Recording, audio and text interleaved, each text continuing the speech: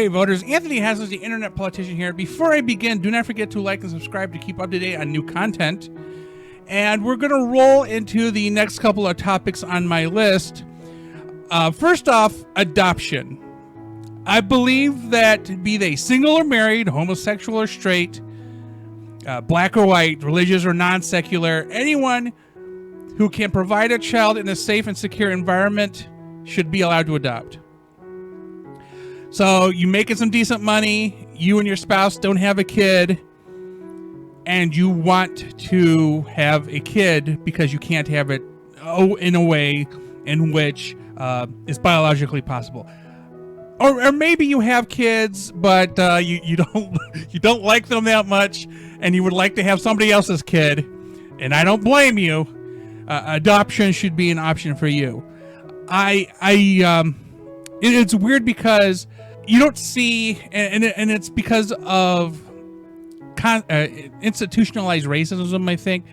You don't see a lot of minority families adopting. You see a lot more white families adopting. And that is unfair.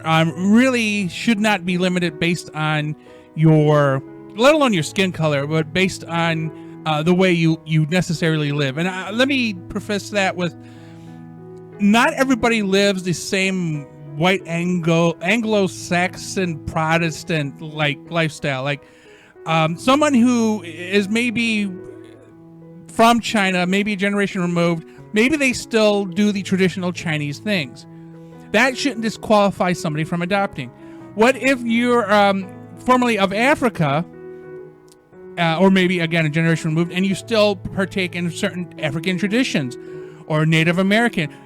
As long as you're making money and you live in a good place that will help a kid grow, who wouldn't otherwise have a place, you should be able to adopt. It shouldn't matter otherwise. And it doesn't necessarily, the kid doesn't necessarily need to be your race or your culture, because kids would just be happy to have a place to live, and a nice place to live, and somebody who doesn't abuse them, because that's probably the situation they left.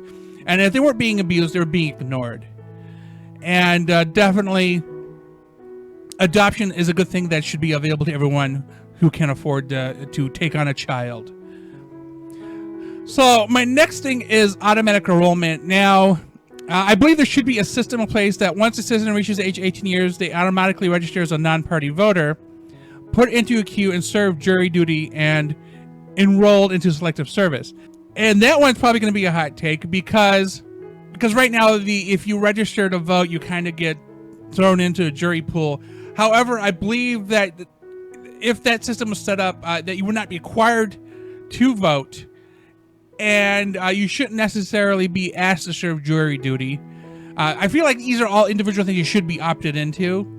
Now, I've luckily lived through a point where you're not automatically drafted.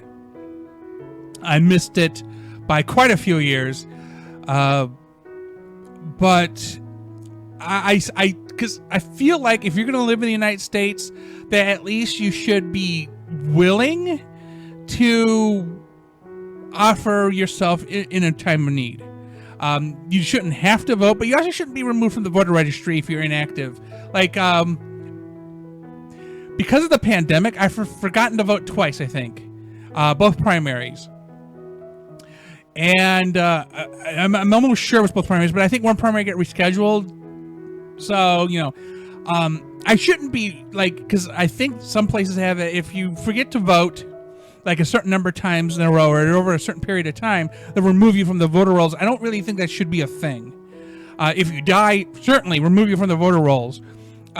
Selective service, I turned 18. I remember I went to the post office and I filled out a little card and gave it to the postmaster or whoever was standing on the counter or whatever, and that was it. That was done.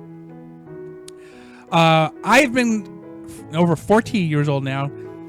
I've only been asked to serve jury duty once, and it wasn't even. I never even saw a courtroom. I literally spent a week sitting outside, waiting to perhaps be called. I think maybe somebody talked to me once, and that was it.